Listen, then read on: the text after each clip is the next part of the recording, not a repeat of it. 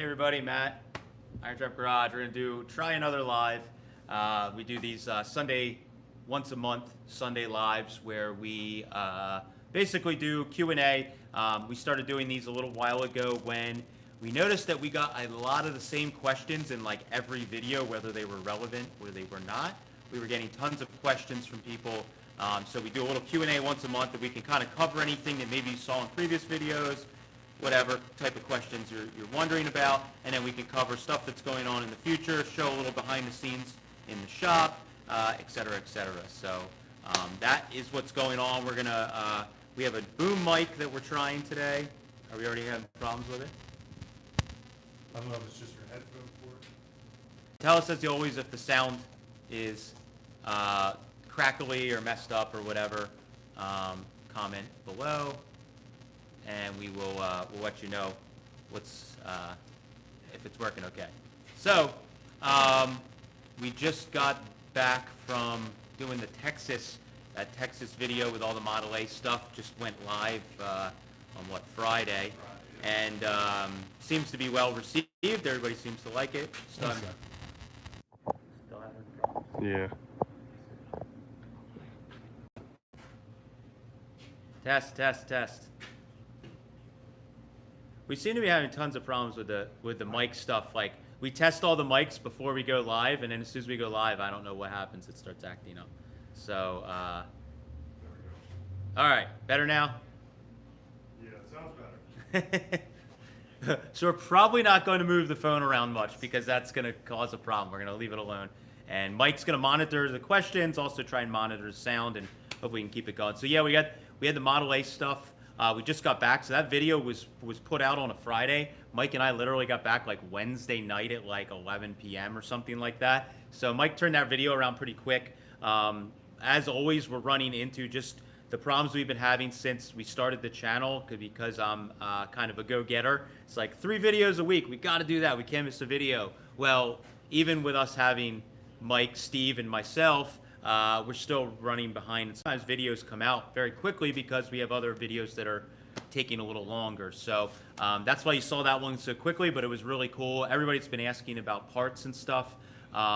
We will be selling a lot of parts that were in that video, even the Model A Coupe and some different stuff. But we didn't even get the shipment back yet. So that video came out so quickly that the parts weren't even back. So if you're interested in parts, wait till after the new year and send us an email. Anybody that's emailed, that's what I've been responding. After the new year, we should have everything. We will be able to go through it, and then we will start responding to people through email that were interested in parts ahead of time. And that's one nice thing about watching the videos in our social. You kind of get a sneak peek into stuff, and you can get a jump and buy something before it goes on Instagram or eBay, where the stuff usually sells really, really fast, at least very, very quickly, rather. That's the way you can grab it. So, do we have people? Is the chat working? Yeah, chat's working. Not a ton of questions yet. Okay, but the sound, nobody's saying F you, No, the sound. whatever I did, fixed it. Okay. Don't touch it. I just unplugged it and plugged it back in like any good electrician. Yeah. So, yeah, so we have that just came, what happened. We are just about done. We're filming a video right now for Beautiful of kind of the last couple of things to make it like more street worthy, or not street worthy, but like Street safe. street legal, street safe for other people. So we didn't have turn signals on the car because it was, they quit driving it when I don't think turn signals were a requirement yet. So what we did is I've been looking for parts to try and put like a vintage turn signal setup on it so that it looks like something that was done back in the day. And Mike was able to find us, which you'll see in the video, but Mike was able to find a really cool kind of old school turn signal setup. I found a really cool turn signal stalk setup at the Moultrie swap meet. So Steve's working on getting that together. I made a kind of a bracket that integrated into where the spare tire mount was, much like we did with the license plate on the Skelly 34 sedan. And yeah, so we're doing a bunch of that stuff. But the car is basically like, quote unquote, done as far as being able to drive around town and start putting some miles on it. We did notice that it's not smoking as bad. I need to find some wood to knock on wood. It hasn't been smoking as much, so I think the rings that were maybe a little stuck have freed up, and it's not sending a smoke screen down the street when we're driving it. So that's kind of nice. I did put some Marvel Mystery Oil on it recently in the last fill up and oil change, just so that we can try and get everything moving and working correctly. We put an oil pressure gauge in it, and it has like really good oil pressure, which is kind of crazy. It's got like, I think 45 or 50 pounds when we first started, when it's cold, and once it's warmed up, it's still at like 25 pounds, I think, like that. When we were driving around town, we posted a photo on social. Mike and I took it out to lunch and drove it around our little town here, and actually sat in traffic, like light to light through my main street. It's like any little town, you sit in a little bit of traffic, and it didn't like smoke, do anything weird. So I think we're on the right track with this car. So at this point, it's just a little bit of maintenance stuff we need to do. Keep cleaning the underside of all the greasing muck that's on it. Every time we touch this car, you get covered in grease underneath. So we're going to keep cleaning that. It does need kingpins. I noticed that driving it around. I checked them when we first put on the lift, and they were a little loose. But when driving it around, anybody that's driven like a straight axle car when the kingpins are going bad, you can actually hear it. They're like rattle when you're driving down the road, and you can kind of hear the kingpins and also feel it a little bit. So I'm gonna do, when it gets to be like spring, I'll probably do the kingpins and a couple other maintenance items. But it's not like it's squirrely to drive. It's just something I can definitely notice. So otherwise, yeah, it's pretty much.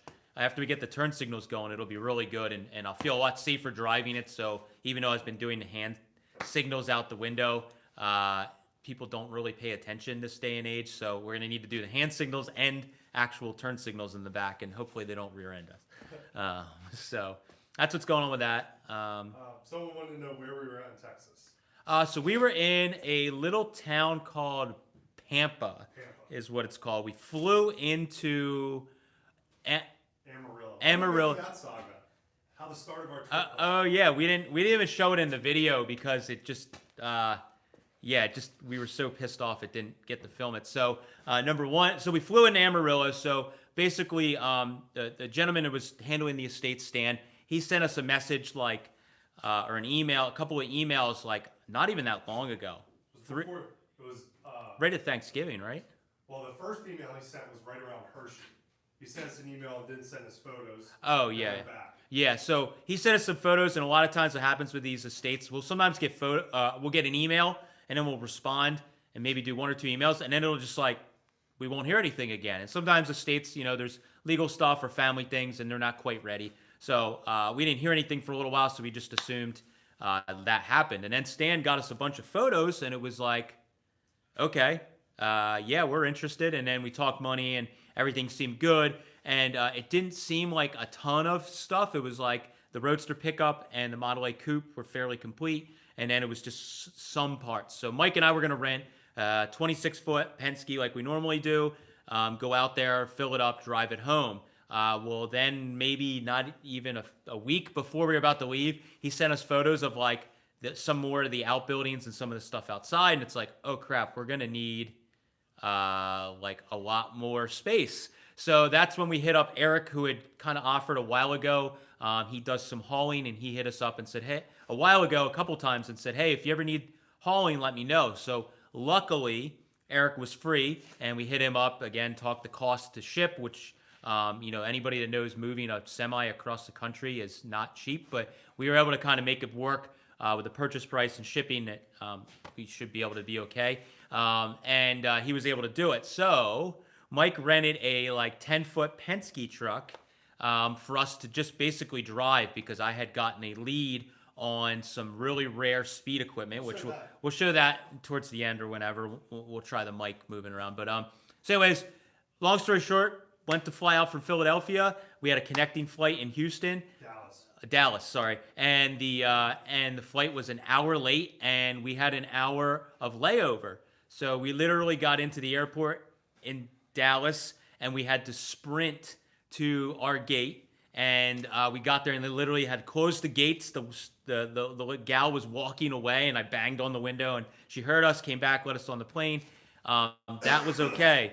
Almost missed the plane. Next morning, we go to Penske, which is like we get an Uber from our hotel to Penske, and we get there, and we're sitting there, and they just opened up. They go out to check our truck to start it up, and it's like really loud. And we're like, That's weird. And maybe that's a different truck. I don't know. So they come back in and they're not talking to us, but they're like, whispering to each other. And then we basically, I'm like, what's going on? Like, we got to get going to, get this truck. And they're like, oh, somebody hit all our trucks over the weekend, and all the box trucks, somebody cut the catalytic converters out of all of them. So we don't have a truck for you. And the closest truck is 4 hours away at one of our other hubs. And we're like, well, we only have today to load, so that's not going to work.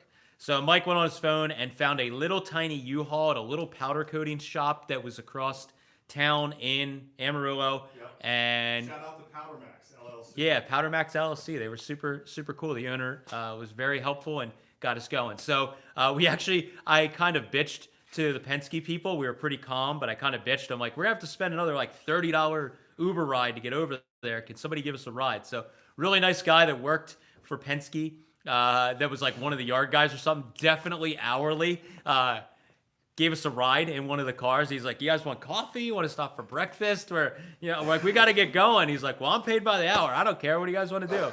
You need to go get cigarettes? So we ended up getting over there, getting the truck, and getting to the estate, which worked out really well because we actually got a 10-foot box truck, which was smaller than we were going to get for Penske, and it was really more than adequate for what we needed. So we ended up using that box truck that you saw in the video to move the parts back and forth between buildings and the semi, and it worked out really nice mainly for that, if anything. But the U-Haul was cheaper than renting just like a car or anything from a normal rental place because of it being one way. It ended up being cheaper to do that versus just like renting going to a normal rental place and renting a passenger car. So.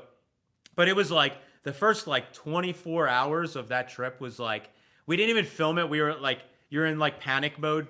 And that's where sometimes it's tough with Mike sort of being the camera guy, but also wears many hats, yes. As do I. So sometimes we're sitting there freaking out at Penske. We're like, we didn't even think to film because we were worried about how are we going to get all this to happen. Oh, so and Eric had a flat tire that morning too. Oh yeah, Eric, the driver Eric that morning, as our Penske truck situation is happening, he goes to pull out where he slept that night, and he's got a flat tire on the front of his rig. He's like, this might take a while, but he got lucky, found a local, traveling mechanic, whatever you want to call it.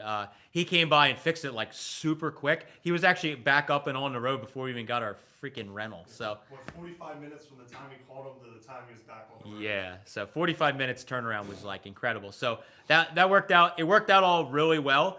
We got a slightly later start at the estate than we planned, and because of that, there was definitely some smaller stuff that we might have grabbed that we didn't get time. But basically, what Stan told us is he wanted to get rid of all this stuff before the end of the year. So that's why we had to do it that week because of Christmas and everything else. We had to basically do it that week, and there was no ifs, ands, or buts, and that's kind of our timeline with this stuff. So when people are shouting at the screen that we didn't grab something or get this or get that, most of the time when we're doing these estates, there is a time constraint. Also with Christmas, we couldn't spend 3 days there digging around at the estate. We had I gave us 1 day, and I basically said to Mike, whatever we can grab today is basically what we're getting, and we just get on the road, and that's it. So because of the holidays and everything, we had to get back home. Mike and I were driving back home. So we got home Wednesday, and just in time for everybody to do the Christmas family stuff. So worked out really well, but there's always a saga behind some of these videos that doesn't get conveyed fully.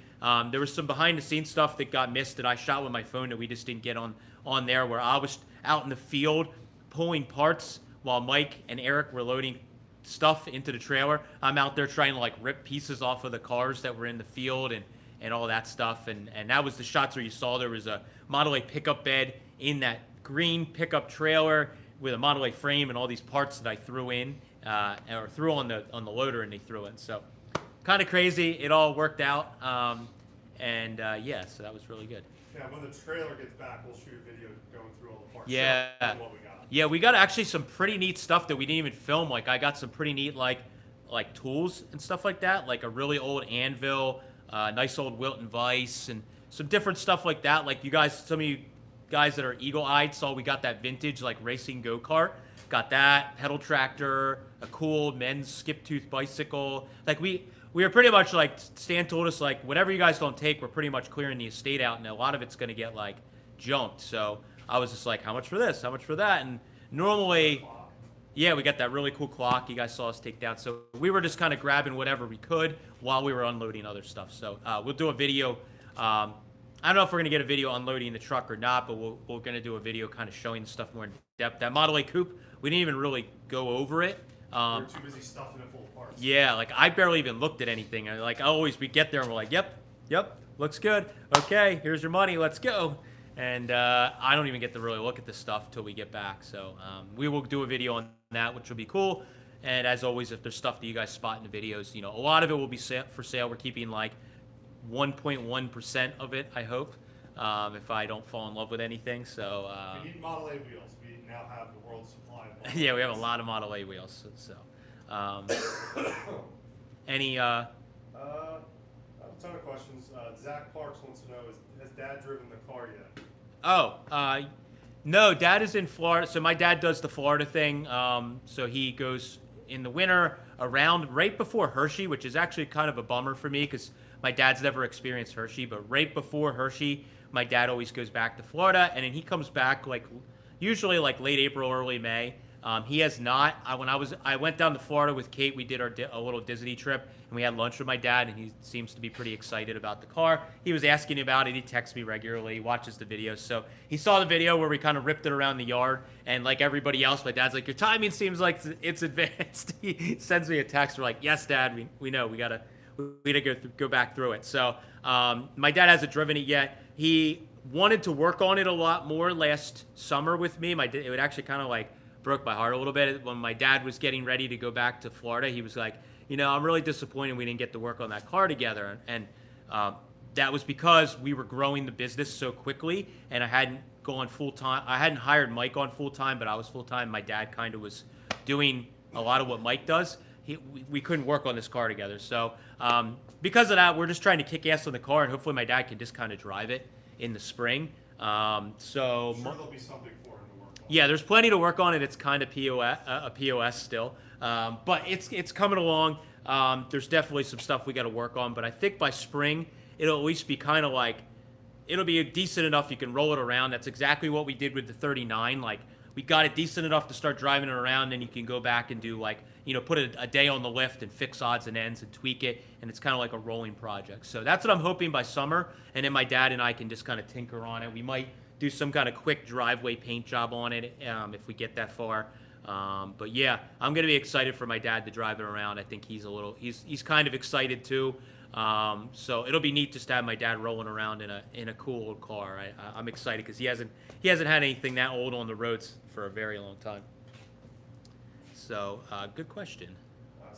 Someone asked, they were asking about the thickness of sheet metal in cars in the 1930s. So somebody asked, if you couldn't hear, the thickness of sheet metal on cars in the 1930s. So technically, this is much discussed in the fabrication world and restoration world, but technically I believe most, I should say all, we can't say this as a broad statement because other manufacturers use different thicknesses, but like early Fords and a lot of vehicles, let's just say early Fords, they use 19 gauge, which is actually really difficult to get nowadays. You usually have to buy it in bulk, or it's hard to find. So 19 gauge was technically what was used. If you're doing patch panels or repair work, the rule of thumb is you should try and match the material that you're patching in with what's on the car. There's two trains of thought with that, and I've talked to a bunch of people that are much more experienced and talented at this stuff than I am, and kind of the answers I've gotten are on both sides of it. Number one is a lot of the way I've swayed in recent years. So a lot of people will go 18 gauge because, well, it's thicker. It's a little bit thicker than the 19 gauge, but that's easy to get. It's a little stronger. Now the downside with that is a lot of times your antique car has been sanded on, or the metal's pitted, and it's been thinned out a little bit. So even though it started out as 19 gauge, it's probably really more like 20 gauge if you put a mic on it. So by using 18 gauge, you're using something that's substantially thicker, and when you go to weld in a patch panel, that's where you're going to find your parent metal or your original metal will blow away, and your new metal will stay there because it's so much thicker. So that is why I kind of talked to a couple guys. Flop is a guy. Tom is a very talented early Ford guy that does chops and repairs in Pittsburgh. Flop and I talked a lot of times through DMs on Instagram, and one time we had that little discussion, and that's kind of what he said to me. Put it that way, like usually the metal's been sanded or messed with, so I use 20 gauge, and it kind of made sense to me, and I started using 20 gauge when doing like sheet metal patch panels and stuff on these early cars, and it actually works out a little better for me because when I'm TIG welding it, it seems to be closer to what the original metal is. So 20 gauge a lot of times kind of works. What you definitely don't want to do, and I've seen guys do in the past, is they'll get like 16 gauge because, oh, it's thicker, it won't burn through easier. Well, that doesn't make your metal that you're that's original on the car any better or easier to weld. You're just putting more heat into the panels. So 20 gauge is what I've been using. If you could get 19 gauge, phenomenal. That's great, especially if you're doing big panels where you're replacing like a whole quarter or something like that. That's great. But I've been working with 20 gauge. It seems to work pretty well. Inner structures, like the inner door, like on the Sweetheart Roadster, I've been building inner door structures and stuff like that. Sometimes I'll use 18 gauge for an inner structure, and in the outer skin, I'll use 20 or something like that. So that's my long drawn out answer. We got a little bit into metallurgy and some different stuff. So a few questions about the building update. Oh yeah, so the building update. So actually, stuff's been moving along. As anybody that's done any sort of building in this day and age, permits and builders and material costs are all a problem right now. So we finally got like the permits and all that stuff is all good. Contract signed. I put my first payment to the builder for building the second story. So we're pretty much all good there. I'm essentially at this point just waiting my turn. So they have a backlog, obviously. So it's probably going to be realistically springtime where they're building the second story. So we are putting a second story on the building. It's 50 by 40 is basically the footprint. And we're going to be doing it in stages essentially because, well, I'm not rich and I don't like borrowing money. So I am doing the building first. And then we're going to do the groundwork to get basically a ramp built up and everything so you can get in and out of the building easily because it's the one side of the shop where we're building it is maybe it has a grade to it, but at the lowest point it's like knee height to get onto the ceiling, which will become the floor of the second story, but it goes up to pretty high grade. So we have to get some fill work done. So first we're going to get that done. Then I got to do something with the floor upstairs. While it does have a good sound ceiling or floor, we want to put something a little nicer down that's going to look good. So I've been looking into sawmills and stuff to get some like rough some rough cut lumber or something. So we're hoping in the spring that we'll get something built and then I can start doing stuff there. But we're going to try and like make it decent inside before I fully like move in, which is going to be tough for me because I want to just move in right away. Pack full stuff. Yeah, pack it full. We already got so much stuff I could pack it instantly. Signs and stuff waiting. But what's cool is we'll be able to get, we were talking the other day, like this whole row by the garage door that's all like the running, driving vehicles that get driven. All those can go upstairs. And then eventually I'll have a different driveway you can go in and out. So that's going to like we're going to get rid of 4 plus the 39 outside. We're like, there's going to be like 4 to 6 vehicles that just like straight away will go in there. You could probably fit about 8 in there or no. Yeah, about eight vehicles in there. So like almost immediately it's going to be like filled. But the nice thing is we could spread out in the shop here. And when we're filming, we can get like better shots of stuff because you're not like crammed in between a chassis table and an English wheel. And then also I've been holding off on getting some better tools. Like I really want to get a pull max for the shop. And I've been sort of holding off on aggressively looking for one because I really don't have a lot of room for one right now.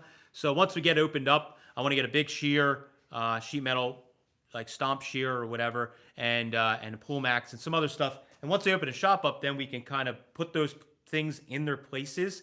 And then even if, let's be honest, I'm going to fill the building again. So when I go to fill this building again with projects, at least those machines will have a place and I can't stuff a car there. So yeah, super excited. I can't wait to get that put up. That's been like a dream. We're already like have it filled up, but it's been a long time coming. And I kind of made like a 3 to 5 year goal from when I bought my property to do that. And we're like, I think just over 5 years since I bought my property. So pretty aggressive goals I make for myself, but it's cool that we're doing it. So, and that's thanks to the channel growing and the parts business growing and all of that stuff, we're able to do that. A few comments about Sweetheart Roadster.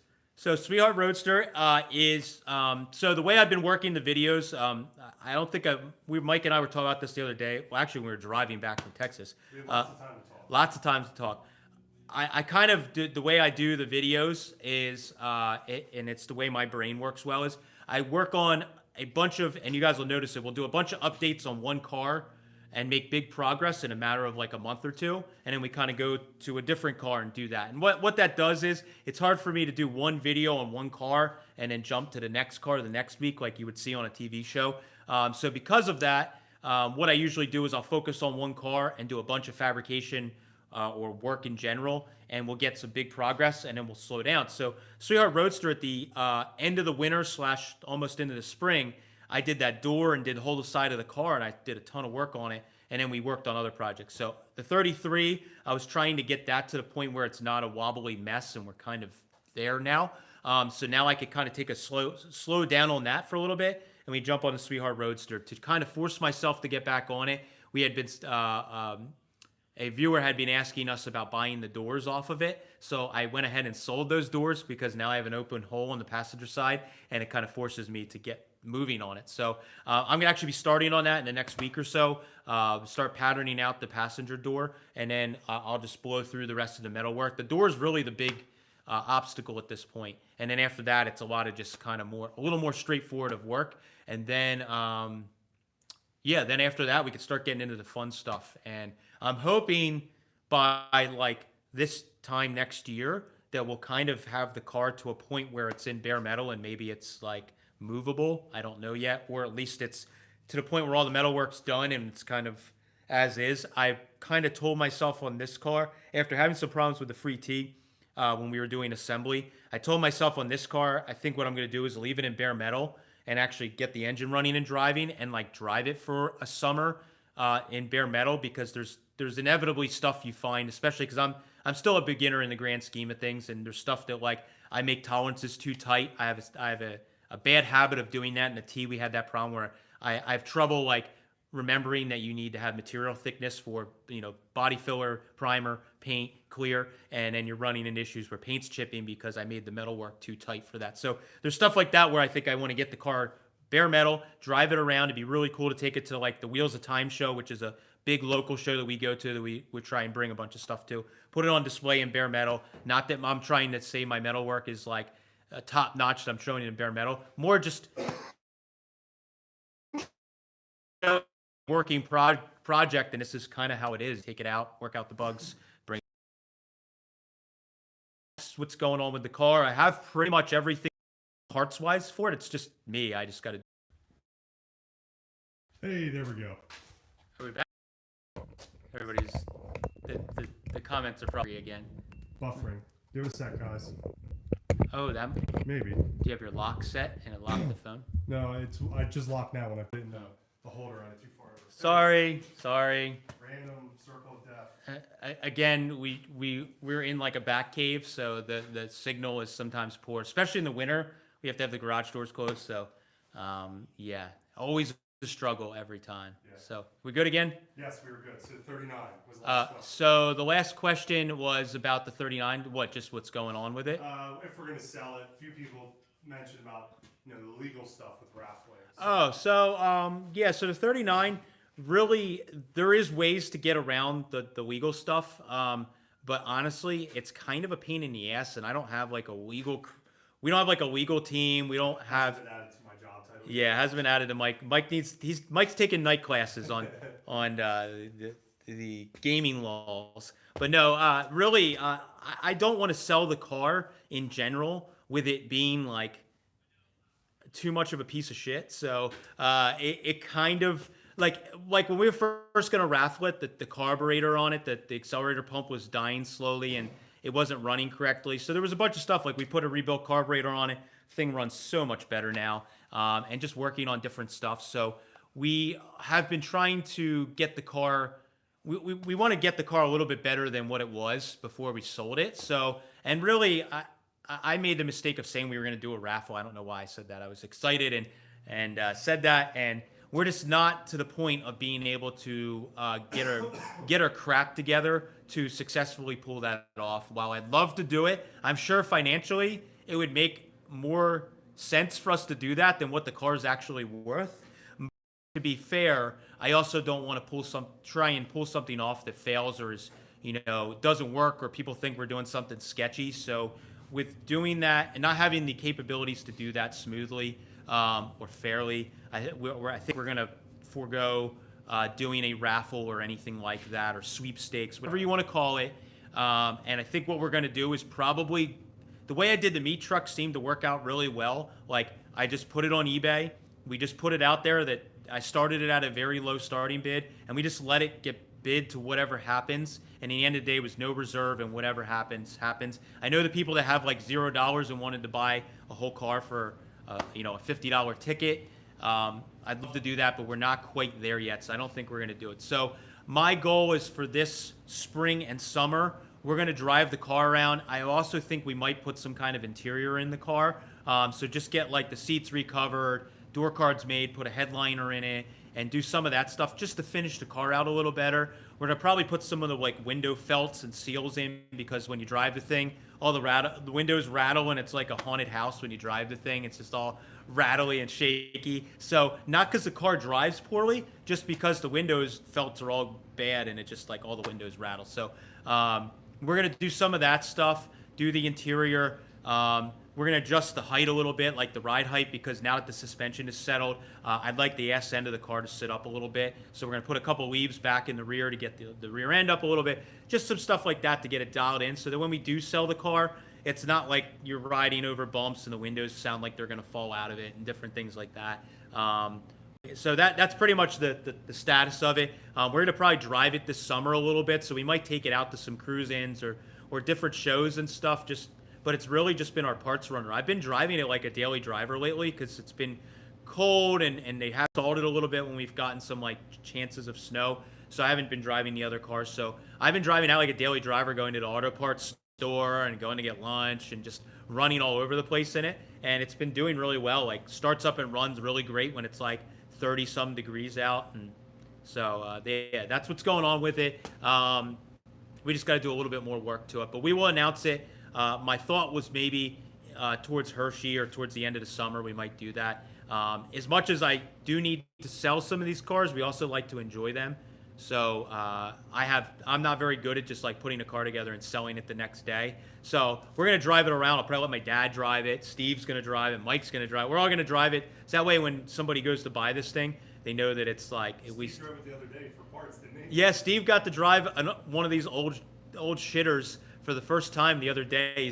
He's been working long enough that we trust him that he could take a junky old car out. So he took the 39 out to go get parts to NASA and whatever else, and he came back with a smile on his face, and the car wasn't blown up. So I think it was a win. I don't know. So yeah, so that's the 39. There was an Arden question you said about dynoing the Arden.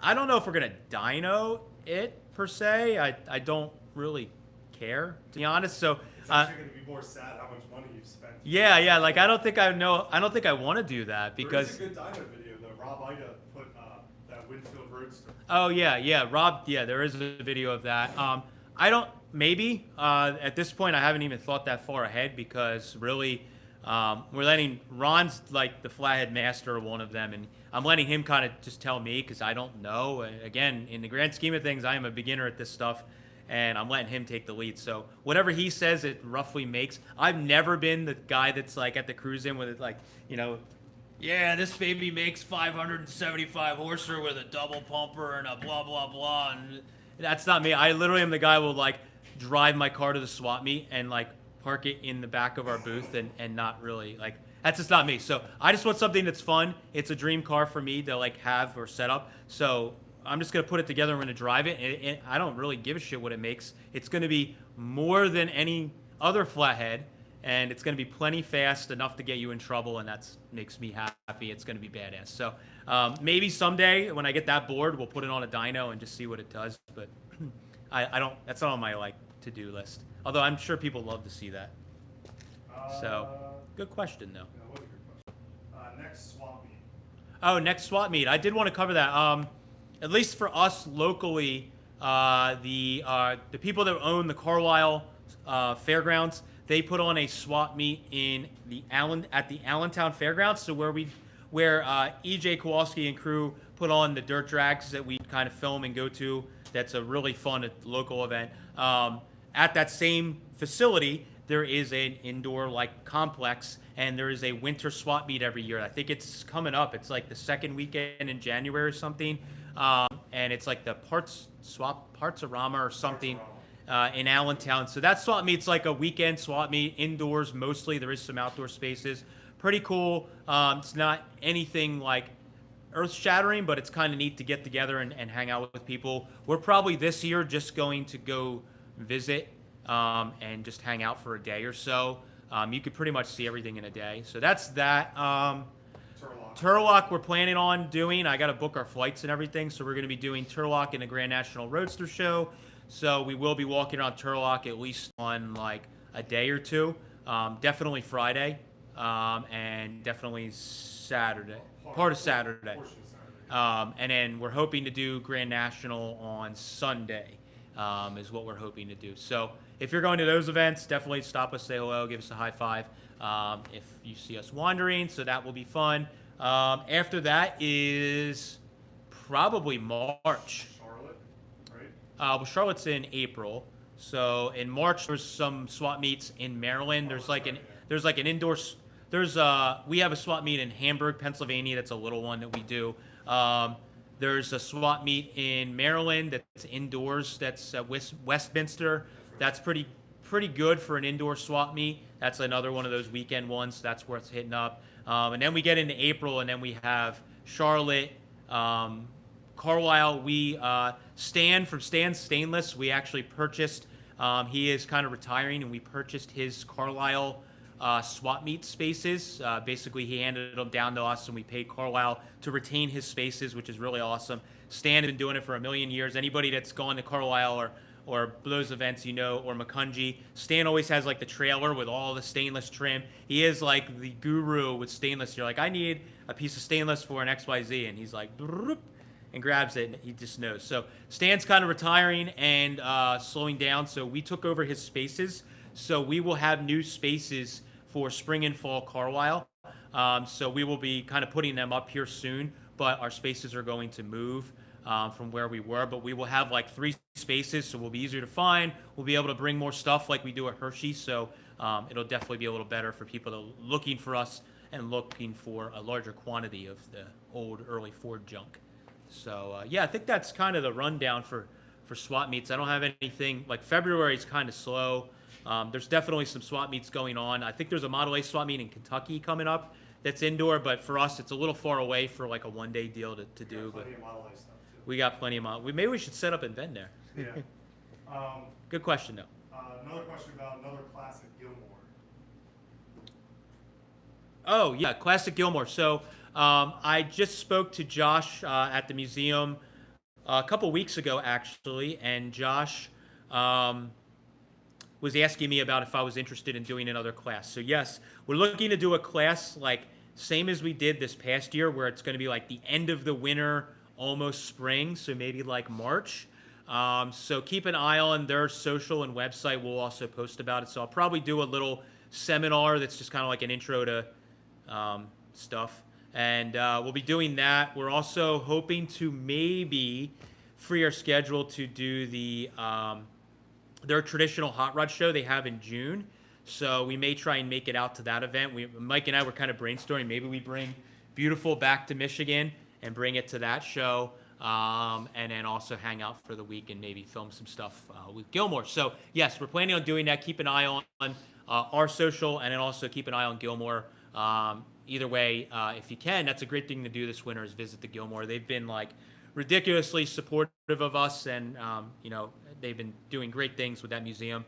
All the really cool events they've been having, I'm kind of jealous. Makes me want to move to Michigan, because they literally have like the most killer like events like every single weekend, and it's like they're doing vintage boats and campers and just all these really cool events that they're doing. It just is like way more than just a museum. That's not a paid advertisement. It's just it's just a true thing. that they do. It's really, really neat. So we are planning like another Michigan trip in the spring. So we're going to try and work it in with the Gilmore and hopefully do something. So Yeah, you'll love Michigan until they get 9 feet of snow. yeah, well, It's we super don't cold. we don't go there in the winter, Yeah. but we'd love to be there in the summer because it's beautiful in there in the summer. I'm sure it's beautiful in the winter. I just don't want the snow. Someone asked, why did you leave Eastwood? Why did I leave Eastwood? So it's super, super, super simple. So if you could have ultimate freedom and do whatever you want and work for yourself and basically get to mess around in your own cars with your friends all day and somehow pay the bills, would you do it? I think pretty much everybody would. So it was not anything with Eastwood. I love Eastwood. They're still very supportive of us, and with tools and supplies, we still use their stuff, and they sponsor us with that. Really nothing. It was just that I've always kind of been a little bit of a loose cannon. So me working in a structured corporate environment was very, very difficult, and Eastwood was as patient as any business could ever be, because most businesses would have shit canned me long ago with how ridiculous I am. But they've been so supportive over the years, and they really worked with me as we grew IronTrap. Like when we started the channel, I was super upfront with them and was like, hey, I started this thing, not trying to be competitive. It's just, an outlet for me to show what all the fun stuff we're doing with this hobby. It was great that it's grown over the years, and it got to a point where literally it was getting in the way of me doing my job at Eastwood. And not only was I doing it, it was a disservice to Eastwood, it was a disservice to myself to try and split my focus. And I was getting to the point where literally I was working 7 days a week and like 14 hours a day because I was trying to do my Eastwood job, run a parts business, run a YouTube channel, and everything that was involved with just being a human being. And it was just too much. The stress was getting too crazy. So I pretty much decided one day to flip the switch. And that's when we started ramping stuff up. So you will notice if you go back in videos, I was buying casually. And then I did the Pittsburgh buy, and that was like my switch. I was kind of like, all right, well, we got this opportunity. I passed on other ones like this. Let's do it. Boom, flip the switch. And it was super scary to like have that conversation with the president and my boss at Eastwood. And they were super supportive. I went in there and they were like, we get it. And everybody, I think everybody, that's the dream. If you could do a job or a business that is like what you love and it pays the bills, like it's a no-brainer. So there's no reason. I would think it's pretty obvious. Like we're having a shit ton of fun, and the bills are paid. So like that's awesome. In my world, that's what matters. And if the internet goes away in 10 years from now and we have to get like real jobs again, so what? Don't say that. Yeah, it's not gonna happen. But yeah. So anyways, that is my philosophy. Why don't we show them what we got in Arkansas? Yeah, okay. Yeah, we could do that. We're going to try and keep the mic not get disconnected. So, anyways, yeah, we talked about this. Over here. So if you follow social media, everyone already You already saw know. it. So, one of the things we got. So, long story short. Let me get rid of this. Lift with your knees. Hold on. Open this drawer.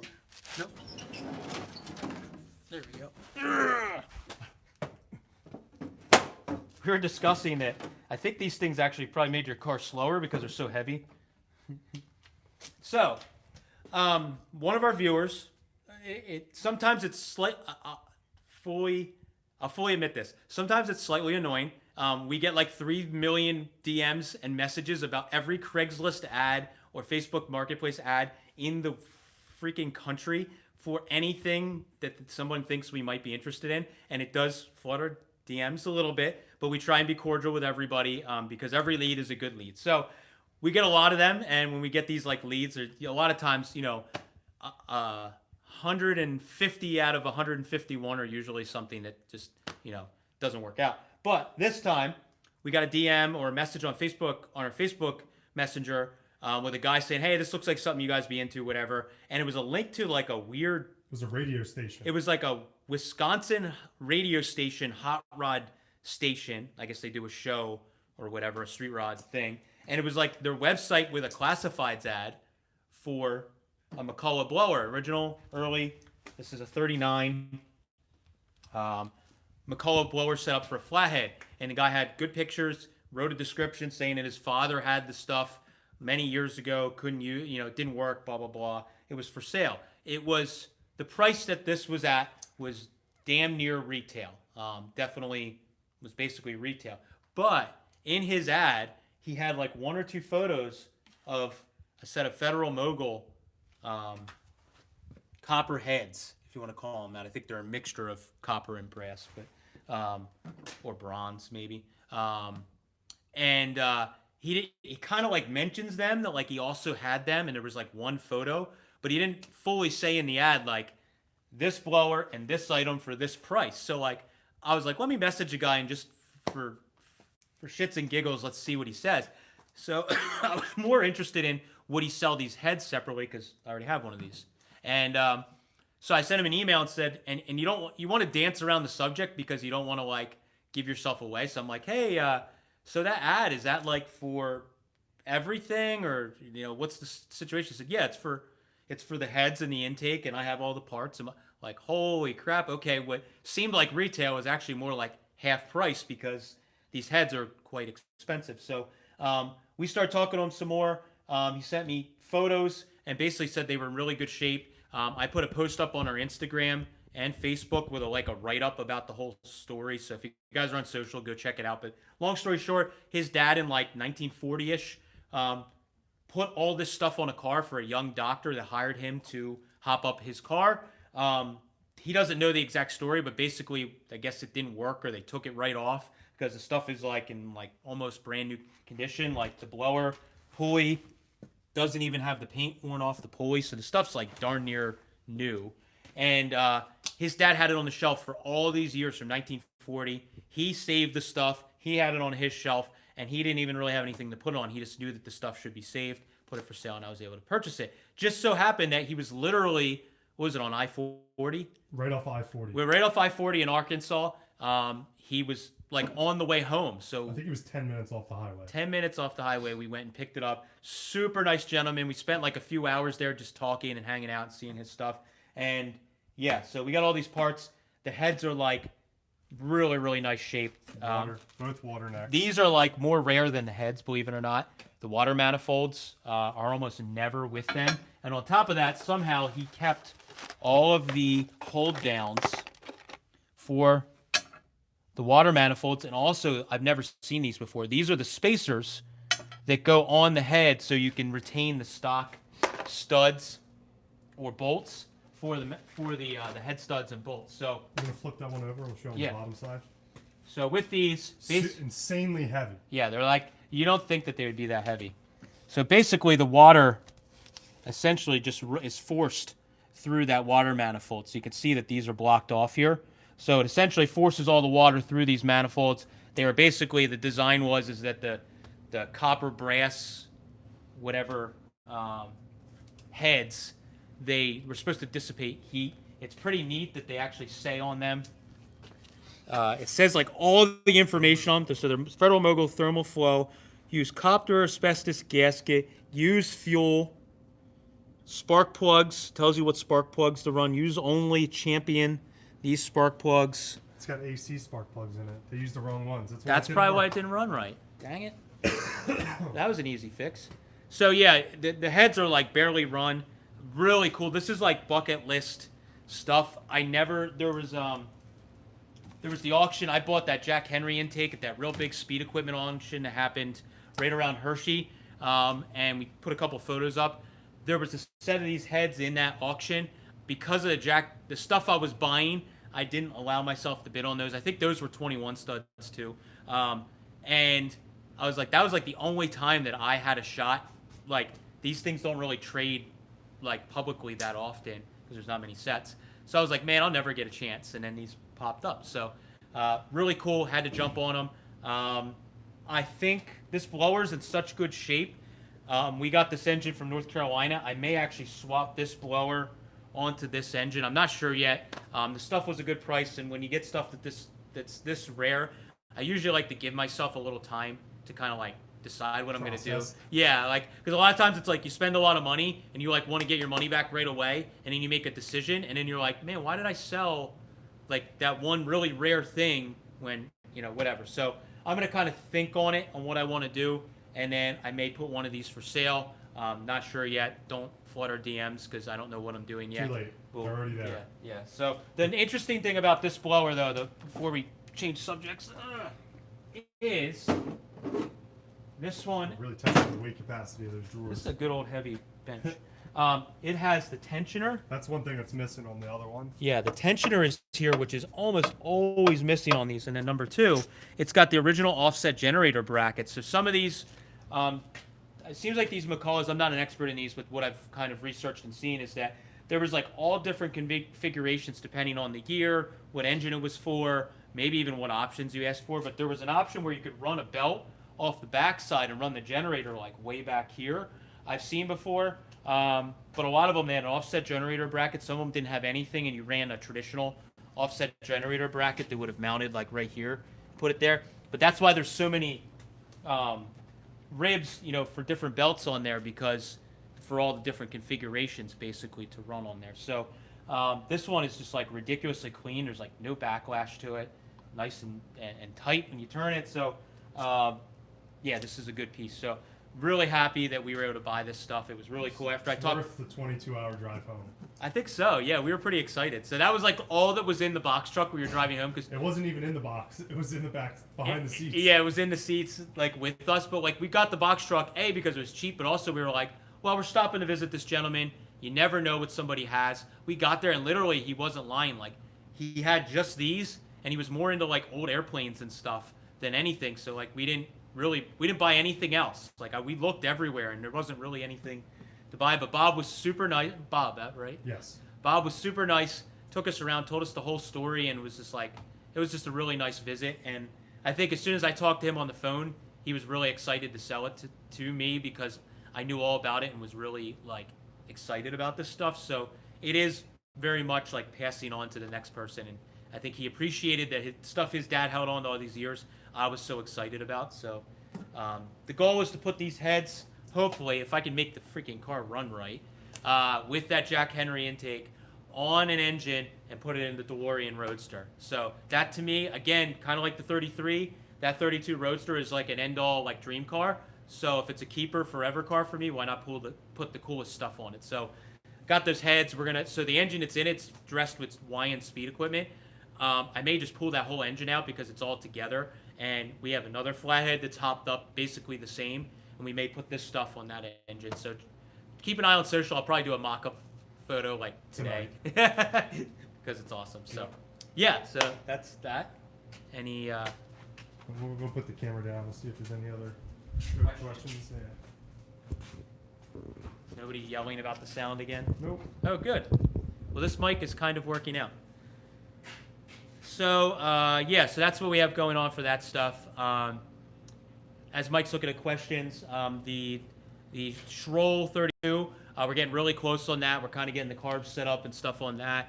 You guys heard we fired it. We're just kind of going back through and buttoning everything up. Anytime you fire a car the first time, then you find like everything that leaks. So we had to go back through and fix any leaks and whatever. And with all the focus on my dad's car for like a week or two, we kind of haven't touched that for a little bit. So basically on that car, I'm waiting on a drive shaft to be made. I got to get the hoses routed and fabricated, for whatever we're doing there. And then just get the carb linkage and stuff set up. And we're pretty much good as far as mechanically goes on the car. Steve and I made patterns for the carpet and the door cards, and we took them over to our friend Joe that actually did the upholstery on the Free T. He did the carpet on the Skelly 34. He did the seat that is here. You probably can't see it, but anyways. He did the seat for that car. He basically put the seat together really quickly for us to have it in the car for the Wheels of Time show. And then he had other projects to do, so we kind of gave him some time. So hopefully this thing will have a carpet and door cards and all that stuff. And when we're ready to drive it in the spring, it'll also be kind of upholstered. So I'm getting really, really excited to drive that car, because it's been like, basically a year of hard work. We started real heavily working on it, basically a year ago. So, any One good question. Okay. Now that you found your dream, like the 3 windows, your dream car, what's next? Yeah. So like any crazed lunatic. Nothing is ever good enough. So I've mentioned in other videos, there's a handful of cars that are more higher end that I would like to own. Literally the next question, how far away from having a Zephyr in the shop? Yes, so they just skipped right ahead. Yeah. So yeah, basically, one of the dream cars, and I tried to buy one right when we found the 33.3 window. We went out to Illinois. There was that auction where there was a 39 Zephyr that was kind of like a project, but decent, perfectly shitty Zephyr. And I didn't have enough money, basically, because I bought the 3 window. And I went out there anyways, bought some stuff, had fun. I don't even know if I could have won it. Honestly, it was an auction. I just know that I didn't have enough money. So I really, really like 39 Fords for me, Ford products for me in general is like one of my favorite years, other than like 32 to 4. So a 39 Zephyr, I might be unpopular opinion, but I actually kind of like that, possibly more than a 37 Zephyr. So a 37 3-window Zephyr would be like, that's definitely on my like bucket list, but they are not cheap. They are not like anywhere. I'm trying not to buy a total broken in half basket case just because I have enough of those projects around. The other thing I really like is I actually really like Packards. 37 Packards is like 37, 38 is another one that I really like. So I've been kind of keeping my eye out, but like to be realistic, I need to get past some of these projects we have going. So unless I fall into something that's like out of control, but like I would love to own something like a Packard or a Zephyr or something that when I go to a gas station or a car show, people go, "Nice car, kid. Did you get that from your grandfather? Did he die? Or, you know, that's not your car." I'm like, "Yeah, that's my car. Yeah, it's my Zephyr." But anyways, I want something fancy like that that looks like I shouldn't be driving it because I'm kind of a dirtbag. So yeah, that's that's the answer to that. Great question. That is good. Someone wants to know if you want to sell the 37 tube axle that's back on the wall.